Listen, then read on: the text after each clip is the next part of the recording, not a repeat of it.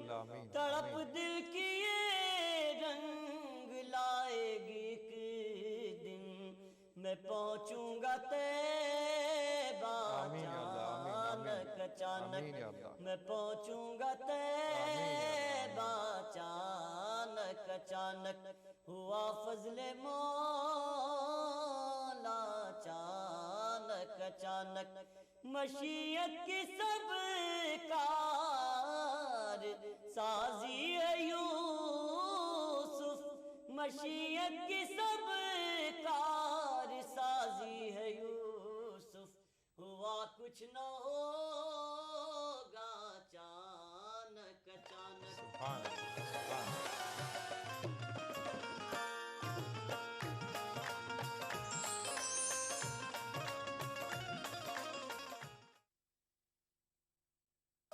इस प्रोग्राम को पेश करने में ताउन किया सहेली द डिजाइनर वेयर, लाल बाजार, टोली चौकी। ब्राउन एंड बोल्सन कस्टर्ड पाउडर इफ्तार खास बनाए।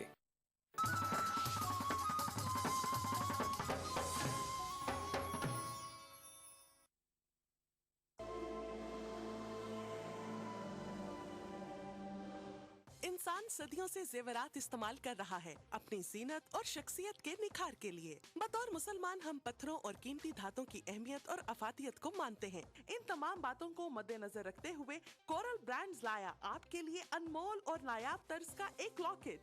खालिक कायनात के इसमें मुबारक वाला अमेरिकन डायमंड कट स्टोन से मुज़य्यन ये हसीन जाज़्बे नजर 1 ग्राम माइक्रो गोल्ड प्लेटेड लॉकेट और चेन, यूनिक सिंगापुरी डिजाइन।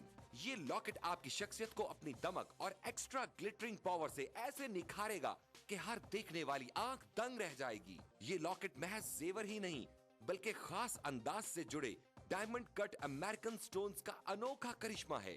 कोई आम सा आर्टिफिशियल सेट भी खरीदें तो भी 2 से 3 हजार तो खर्च हो ही जाएंगे, मगर इस 1 ग्राम माइक्रो गोल्ड प्लेटेड चेन और इसमें रब के लॉकेट का हदिया है महज 2499 रुपए। जी हाँ, अपनी खूबसूरती और कम कीमत की वजह से तेजी से मकबूल होने वाले इस लॉकेट और चेन का हदिया है सिर्फ और सिर्फ 2499 रुपए।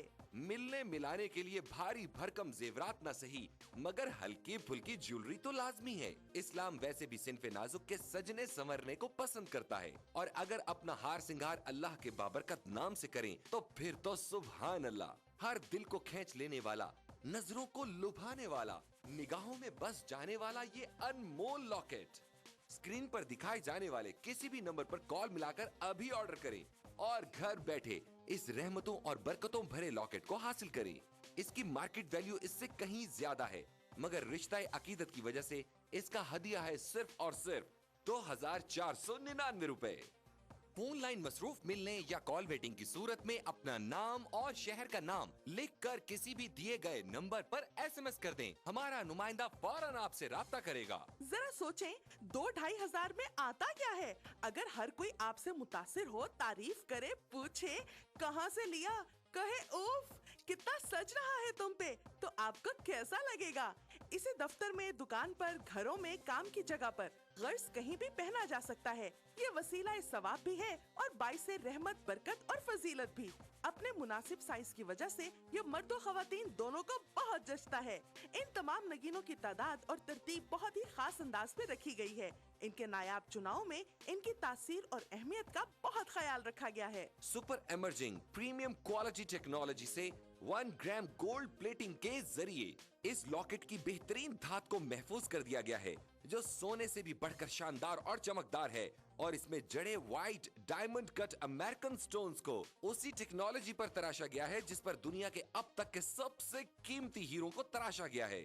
इससे खारिज होने वाली रोशनी कई रंगों में तकसीम हो जाती है और चाहे रोशनी ज्यादा हो या कम, ये नायाब जरकून मुसलसल झिलमिलाते रहते हैं। इस लॉकेट और चेन की सतह इस कदर आला मयार की है कि पहनने में नर्म, मुलायम और बहुत कंफर्टेबल है। सच कहते हैं, सब कुछ फानी है, कुछ न रहेगा, बस रहेगा तो नाम अल्लाह का। इसलिए कभी पुराना न होने वाला ये लॉकेट नमी के असरात से पाक, मरी की शदीद सर्दी हो या सिप्पी की चिलचिलाती गर्मी, इस लॉकेट पर कोई असर नहीं पड़ेगा। इसकी शानदार माइक्रो गोल्ड प्लेटिंग की वजह से ये हमेशा पहले दिन की तरह चमकदार रहेगा। बारिश का पानी या पसीना भी इसकी दमक और सुनहरी रंगत का कुछ बिगाड़ नहीं सकते। सारा साल हर मौसम और हर तरह के हालात में इसकी शान शौकत पर आंच नहीं आ सकती। तुर्की के अजीम तरीन खत्तात इब्नुल हसन रोमी के शाहकार फनपारे से लिया गया अरबी का ये नायाब रस्मुल खत इसमें रब की अजमत और बड़ाई का शानदार नमूना है। इसे हूबहू ऐसा बनाना नफासत और आला कारीगरी की एक अनमोल मिसाल है, जबकि हदिया है सिर्फ और सिर्फ 2499 रुपए।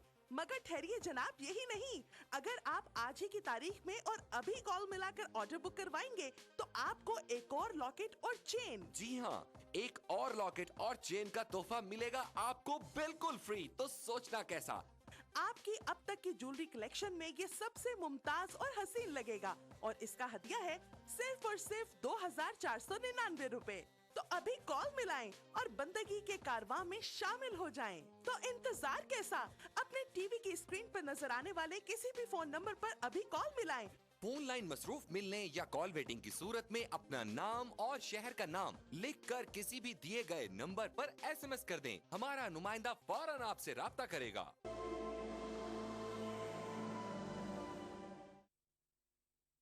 ETV उर्दू पर अगला प्रोग्राम।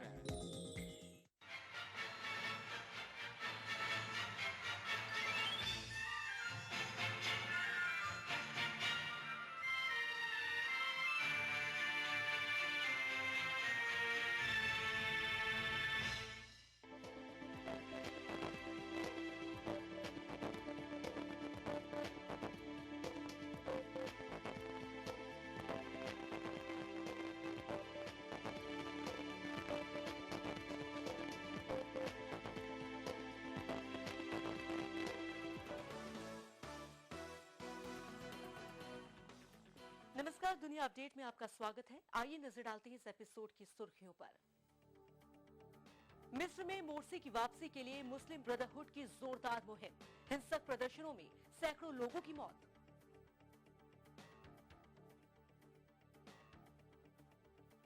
पाकिस्तान में ओसामा बिन लादेन की मौत की जांच के लिए बने आयोग की रिपोर्ट लीक हुई, आर्मी और एजेंसियों पर उठे सवाल। और सरकार की तमाम कोशिशों के बावजूद डॉलर के मुकाबले रुपए का गिरना जारी, महंगे हुए बहुत से सामान।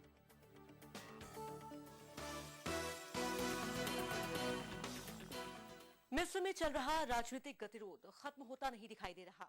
मोहम्मद मोर्सी को हटाए जाने के बाद ऐसा लग रहा था कि शायद अब वहां नए तरीके से चुनाव होंगे और सब कुछ ठीक हो जाएगा, लेकिन ऐसा सोचना सेना और आम लोगों की एक बड़ी भूल थी। मोर्सी के संगठन मुस्लिम ब्रदरहुड ने पूरे देश में जोरदार प्रदर्शन किए और अपने नेता की वापसी की मुहिम छेड़ दी। मोर्सी की वापसी के लिए चल रहा प्रदर्शन जल्द ही उग्र हो गया और अब तो ये बेकाबू होता लग रहा है। ऐसी आशंका जताई जा रही है कि कहीं मिस्र का हाल भी लीबिया, इराक और अफगानिस्तान जैसा ना हो जाए। मिस्र में सत्ता से मोर्सी की विदाई हो चुकी है, लेकिन नई सरकार की रूपरेखा अभी तक साफ नहीं हुई है। सरकार का मुखिया कौन होगा, इसमें कौन कौन से दल शामिल होंगे और क्या ये अंतरिम सरकार मिस्र को मुसीबतों से निकालने में कामयाब होगी? ऐसा जब होगा तब होगा। फिलहाल तो मिस्र मुसीबतों के भंवर में फंसा नजर आ रहा है। ब्रदरहुड के तमाम बड़े नेताओं के पकड़े जाने और कुछ के भूमिगत होने के बावजूद वहां हिंसा थमने का नाम ही नहीं ले रही। कट्टरपंथी छवि वाले इस संगठन के लोग अब मोर्सी के नाम पर मरने और मारने पर उतारू हो गए हैं। सेना की सख्त चेतावनी भी बेअसर साबित होती दिखाई दे रही है। मोर्सी के हटने के बाद कत्लो-गारत का जो नया दौर शुरू हुआ है, उसमें अब तक सैकड़ों लोग मारे जा चुके हैं और लाशें गिरने का ये सिलसिला कब रुकेगा, ये कोई नहीं जानता। As soon as we have an elected House of Representatives, when in the first session, and maximum in 1 week, the president should call for the early presidential elections. So this is the most important development. We have a specific time frame, and the main objective is to have an agreed upon and amended constitution, an elected House of Representatives, and of course a presidential election. Morse के हटने के बाद जहां अदली मंसूर राष्ट्रपति बने हैं, वहीं उदारवादी नेता मोहम्मद अल बरदेई को विदेश मामलों की जिम्मेदारी के साथ उपराष्ट्रपति नियुक्त किया गया है। उन्होंने अगले साल की शुरुआत में सत्ता हस्तांतरण के लिए टाइम टेबल जरूर जारी कर दिया है, लेकिन इसे वो अमल में कैसे लाएंगे, इसका खुलासा अभी तक नहीं हुआ है। मिस्र में मुश्किल ये है कि अल बरदेई जैसे उदारवादी नेता के नाम पर कट्टरपंथी सहमत नहीं होते। कट्टरपंथी पार्टियां जैसे कि नूर पार्टी लगातार अपने बयान और स्ट्रैटेजी बदलती है, जिससे उन पर यकीन करना मुश्किल हो चला है। असमंजस की स्थिति में सिर्फ मिस्र की सियासी जमातें ही नहीं, बल्कि दुनिया भर का चौधरी बना हुआ अमेरिका भी फंसा है। उसे समझ ही नहीं आ रहा कि मिस्र में हुई सियासी उठापटक को तख्ता पलट करार दें या नहीं। अगर इसे फौजी विद्रोह माना गया तो अमरीकी कानून के तहत उसे मिस्र को देने वाली मदद बंद करनी होगी, जिससे मिस्र में आर्थिक और सामाजिक हालात और भी बिगड़ सकते हैं। The arrests we've seen, of course, over the past several days targeting specific groups are not in line with the national reconciliation that the interim government and military say they are pursuing. If politicized arrests and detentions continue, it is hard to see how Egypt will move beyond this crisis. That further emphasizes the point I was making about how all sides, an inclusive process would include all sides. मिस्र में खराब सूरत हाल की वजह से वहाँ आर्थिक हालत भी तेजी से बिगड़ रही है। विदेशी मुद्रा समाप्त हो रही है, पर्यटन उद्योग खत्म हो चला है, साथ ही खत्म हो गया है खाने पीने का सामान। मुश्किल माहौल में पेट्रोलियम उद्योग भी बुरी तरह प्रभावित हुआ है।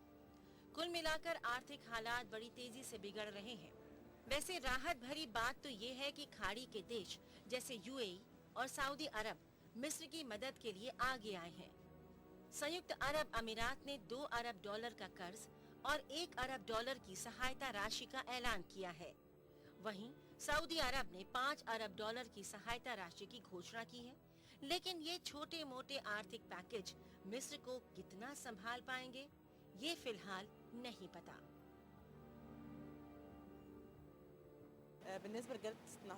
अरब मुल्क हमें मदद फराहम कर रहे हैं। ये निश्चित रूप से बेहतरीन कदम है। विदेशी मुद्रा आने से डॉलर की कीमत भी कम होगी। हालिया दिनों में डॉलर काफी ऊंचे दाम पर बिक रहा है। आर्थिक सहायता से मिस्र में आर्थिक रूप से स्थिरता आएगी। हमें उम्मीद है कि हालात पहले से बेहतर होंगे।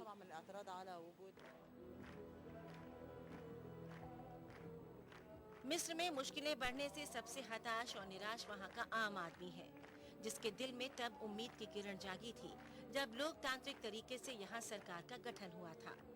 लेकिन लगता है कि तमाम अरब देशों की तरह मिस्र में भी लोकतंत्र का सफल प्रयोग दूर की कौड़ी साबित होती दिखाई दे रहा है। अरब मुल्कों की सांस्कृतिक राजधानी कहे जाने वाले इस देश में आज सड़कों पर हर तरफ खून ही खून है। मिस्र के हालात ने पूरे अरब जगत को मुश्किल में डाल दिया है, क्योंकि मिस्र कोई छोटा मोटा नहीं बल्कि अरब वर्ल्ड का बेहद ताकतवर मुल्क है और यहाँ पर मच रही हलचल की गूंज सभी अरब मुल्कों में सुनाई देती है। इसलिए दुनिया भर के तमाम देश दूर रहकर मिस्र के हालात पर करीबी नजारा बनाए हुए हैं। शायद यही मिस्र के लिए बेहतर है कि वो इस संकट से बिना बाहरी हस्तक्षेप के खुद ही निजात पाए।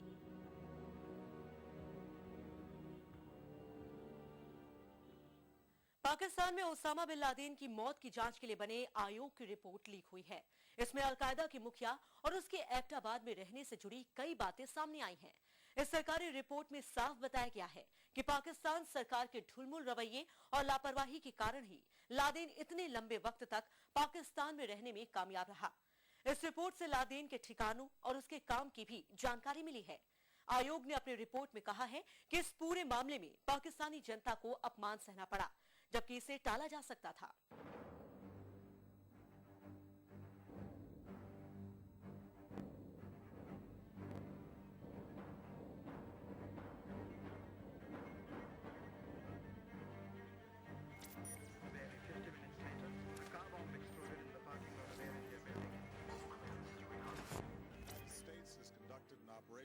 अल जजीरा चैनल द्वारा एबटाबाद कमीशन की रिपोर्ट से कई बातें निकलकर सामने आई हैं, जैसे अमेरिकी सील कमांडो की कार्रवाई में मारे जाने से पहले लादेन पाकिस्तान की सेनाओं और एजेंसियों से कैसे बचता रहा।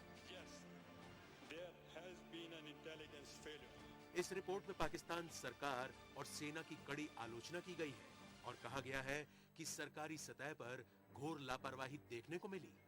हालांकि आयोग को सरकार की तरफ से किसी सांठ-गांठ के सबूत नहीं मिले, लेकिन उसने किसी सरकारी मिलीभगत से इनकार भी नहीं किया। एक बड़ी बात यह है कि इसे 1971 में बांग्लादेश बनने के बाद पाकिस्तान के लिए सबसे शर्मनाक घटना बताया गया है।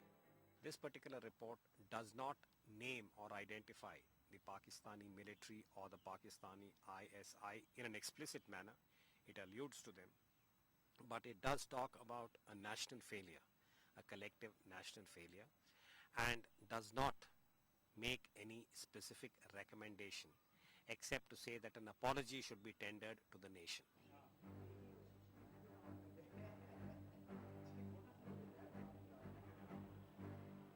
ऐसा लगता है कि पाकिस्तान को अफसोस सिर्फ इतना है कि अमेरिका लादेन को एबटाबाद में घुसकर मारने में सफल हो गया, और जब तक पाकिस्तानी फौज अलर्ट होती तब तक मामला हाथ से निकल चुका था। 336 पन्नों की इस रिपोर्ट में 200 से ज्यादा गवाहों और सऊदी अरब जाने से पहले लादेन की 3 बीवियों के बयान दर्ज हैं। गवाहों में सरकारी अधिकारी और सेना के सीनियर ऑफिसर भी शामिल हैं। 6 महीने से भी ज्यादा वक्त से ये रिपोर्ट सरकार के पास है, लेकिन लगता है कि सरकार ने इसे ठंडे बस्ते में डाल रखा है। लादेन की मौजूदगी पर शर्मिंदा होने की बजाय पाकिस्तान इस मसले पर अमेरिका से उलझता हुआ दिखाई दिया। हालांकि ये बात सभी को पता है कि लादेन और उसके जैसे कई आतंकवादियों को पाकिस्तान लंबे वक्त से पनाह देता आया है। खलीफ मुल्क को हरीफ बनाने के लिए उसामा बिन लादेन का यहाँ ऑपरेशन किया है। अब तक हमारे पास ये तस्दीक तक नहीं है कि क्या वाकई उसामा बिन लादेन उन्होंने पाकिस्तान से ही पकड़ा।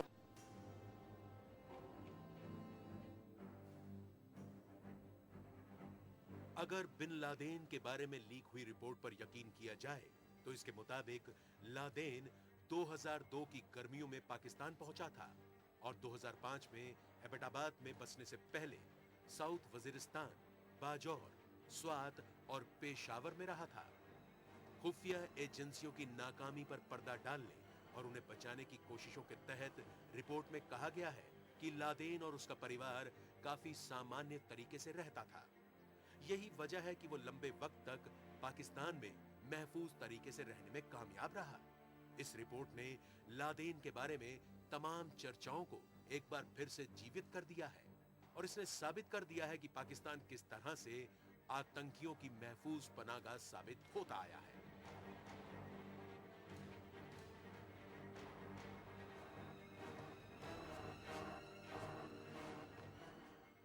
अब वक्त है एक छोटे से ब्रेक का।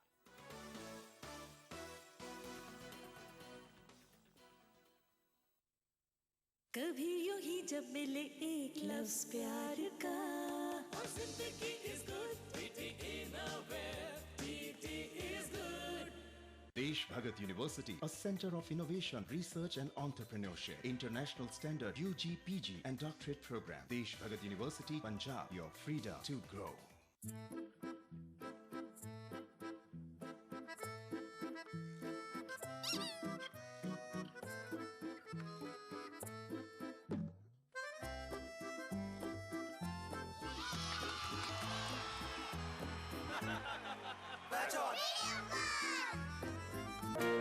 बिछड़ेंगे तो मर जाएंगे हम दोनों, एक डोर में है हमको ये दर बांधे हुए। मैं ख्वाब में इस मुल्क का नक्शा बनाता हूँ। मुझे अपनी वफादारी पे कोई शक नहीं होता। मैं खूने दिल मिला देता हूँ जब झंडा बनाता हूँ। हिंदू और मुस्लिम मुल्क की दो आंखें हैं। अपने मुल्क की तरक्की और खुशहाली का काम हिंदू और मुस्लिम एकता के जरिए किया जा सकता है। मजहब नहीं सिखाता आपस में बैर रखना। हिंदी हैं हम, वतन है हिंदुस्तान हमारा। दक्कन की हर छोटी बड़ी सरगर्मी पर हमारी नजर, लेकिन आप तक पहुंचाते हैं सिर्फ वो खबर जो करे आपको बेदार। सियासत के गलियारों से रोजमर्रा की जिंदगी दक्कन के गोशे गोशे से आप तक खबरें पहुंचाता दक्कननामा, रोजाना शाम 6:30 बजे। उभरते कश्मीर के अनछुए पहलू, नई सोचो फिक्र, मुनफरिद तहजीब और रिवायात जिनसे फूट पड़ते हैं कश्मीरियत के रंग। देखिए कश्मीर एक्सप्रेस पीर की रात 8 बजे और मंगल की शाम 6 बजे, सिर्फ ETV उर्दू पर।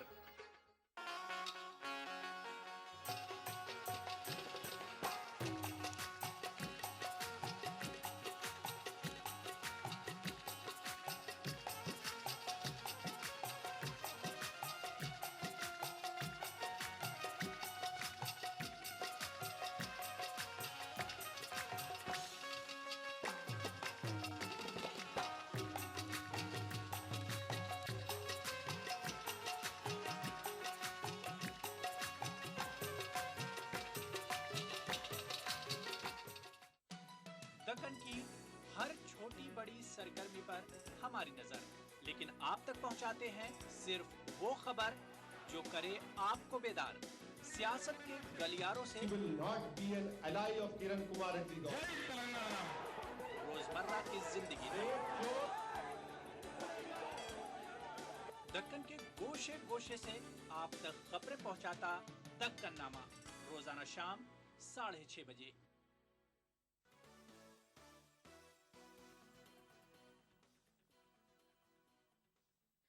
डॉलर के मुकाबले रुपए का गिरना लगातार जारी है। अब तो ये रिटायरमेंट की उम्र यानी कि 60 के भी पार चला गया है। रुपया रोज कमजोर हो रहा है और इस वजह से हमारी जेब भी उतनी ही ढीली होती जा रही है। मुसीबत ये भी है कि बचत की दर कम हुई है और विदेशी निवेश भी घटा है। रेटिंग एजेंसियां भारत का दर्जा लगातार घटाती जा रही हैं। शेयर बाजार आए दिन पस्त रहता है। पेट्रोल का आयात बढ़ रहा है और खाने पीने की कीमतें भी। लेकिन सबसे बड़ी मुसीबत पैदा की है रुपए के निराशाजनक प्रदर्शन ने। रुपया लगातार कमजोर हो रहा है और सरकार के उपाय नाकाफी साबित हो रहे हैं। हालत ऐसी हो गई है कि वित्त मंत्री और रिजर्व बैंक जब भी रुपए को संभालने के लिए कोई ऐलान करते हैं, रुपया उतना ही खस्ता हालत में पहुंच जाता है। केंद्र सरकार भी रुपए को संभालने के लिए फौरी उपायों पर अमल करती दिखाई दे रही है, लेकिन ऐसा लगता नहीं कि उसके पास इस चुनौती से निपटने के लिए कोई विजन है। कमजोर रुपया सरकार की साख पर बट्टा लगा रहा है और इसके चलते तमाम ऐसे सामान जिसे विदेशों से आयात करना पड़ता है, उनकी लागत लगातार बढ़ रही है। जैसे कि कच्चे तेल के आयात के लिए सरकार को अब ज्यादा रकम खर्च करनी पड़ रही है और इसके नतीजे में तेल कंपनियां लगातार पेट्रोल और डीजल के दाम बढ़ा रही हैं। You see RBI intervention, how much they can do? $10 billion they can do. $15 billion, that's a very heavy amount I am saying. It will stabilize for a week or so, again it will find its own equilibrium. This small intervention won't help much. सरकार कभी eurozone crisis का हवाला देती है तो कभी America में दस्तक देती मंदी का। लेकिन अगर वाकई में अमेरिका मंदी की तरफ बढ़ रहा है तो फिर डॉलर दिनों दिन कैसे मजबूत हो रहा है? सच्चाई ये है कि अगर मंदी की तरफ बढ़ता कोई ऐसा देश वाकई में दिखाई दे रहा है तो वो है अपना मुल्क। सरकार विदेशी निवेश बढ़ाने की बात कर रही है, लेकिन निवेशकों का भरोसा डगमगा गया है। डॉलर के मुकाबले रुपए के इस तरह सरेंडर कर देने से इंपोर्ट आइटम से तैयार माल पर कारोबारियों का मुनाफा काफी घट गया है। इंजीनियरिंग एक्सपोर्ट प्रमोशन काउंसिल के मुताबिक निर्यात के लिए ऑर्डर 3 महीने पहले ही मिल जाते हैं और उसका रेट भी उस वक्त के हिसाब से ही तय होता है।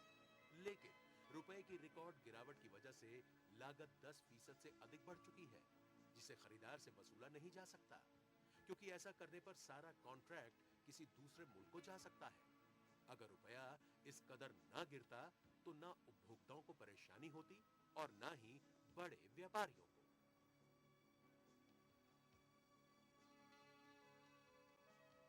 इंटरनेशनल मनी को हम मोटिवेट करें इंडिया में आने के लिए, चाहे FDI हो चाहे FII, वो पैसा जो शेयर मार्केट में लगता है।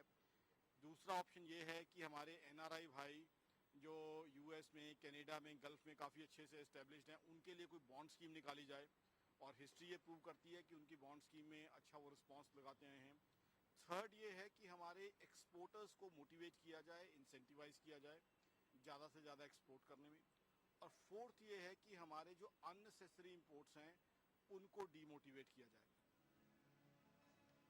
रुपए के कमजोर होने से विदेशी कलपुर्जों के आयात से लेकर इलेक्ट्रॉनिक आइटम्स तक और गाड़ियों से लेकर विदेशी कर्ज तक सब कुछ महंगा हो गया है। इसके अलावा विदेश की यात्रा और वहां पढ़ाई लिखाई भी महंगी हो गई है।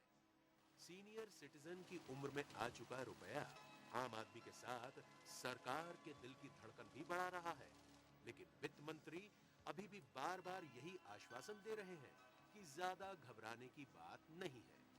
आखिर सरकार कब कोई ठोस एक्शन लेगी जिससे कि रुपए का दिवाला निकलना बंद हो और वेंटिलेटर पर बैठा रुपया फिर से चुस्त दुरुस्त हो सके। अब वक्त है एक और छोटे से ब्रेक का।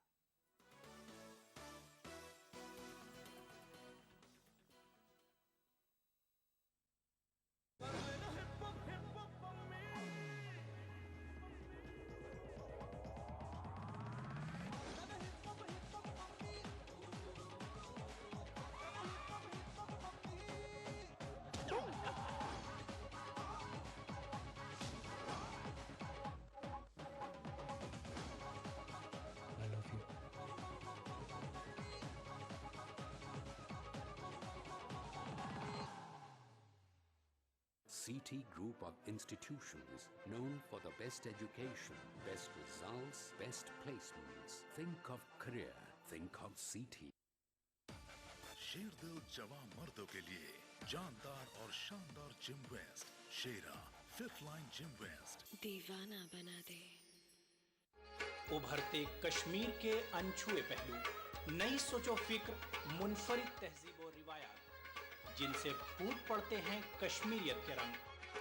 देखिए कश्मीर एक्सप्रेस पीर की रात 8 बजे और मंगल की शाम 6 बजे सिर्फ ETV उर्दू पर। दक्कन की हर छोटी बड़ी सरगर्मी पर हमारी नजर, लेकिन आप तक पहुंचाते हैं सिर्फ वो खबर जो करे आपको बेदार। सियासत के गलियारों से रोजमर्रा की जिंदगी दक्कन के गोशे गोशे से आप तक खबरें पहुंचाता दक्कन नामा, रोजाना शाम 6:30 बजे।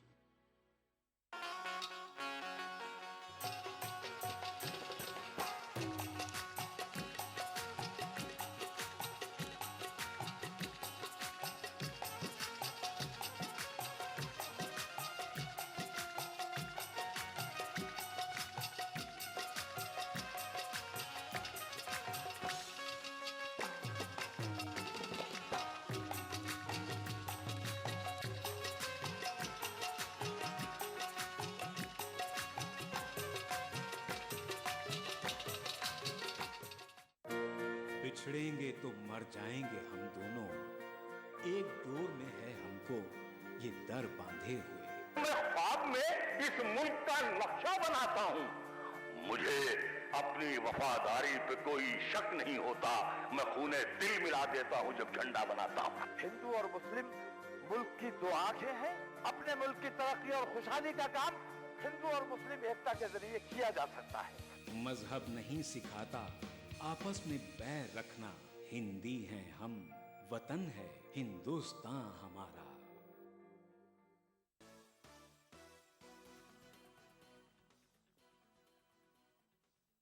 अब पेश है हमारा खास सेक्शन खबरें रफ्तार से। वक्त पर सामानों की डिलीवरी, खासकर खराब होने वाले सामानों की डिलीवरी पूरी दुनिया के लिए एक चुनौती है, लेकिन इस चुनौती से कारगर तरीके से निपट रही हैं कुछ जापानी कंपनियां। ई-कॉमर्स के जमाने में कंपनी सूझबूझ और बेहतर नेटवर्किंग की वजह से सामानों की डिलीवरी मुमकिन बना रही है। कुरियर सर्विस ने हाल ही में ऑल निप्पॉन एयरवेज के साथ मिलकर अंतर्राष्ट्रीय सेवा शुरू की है। फिलहाल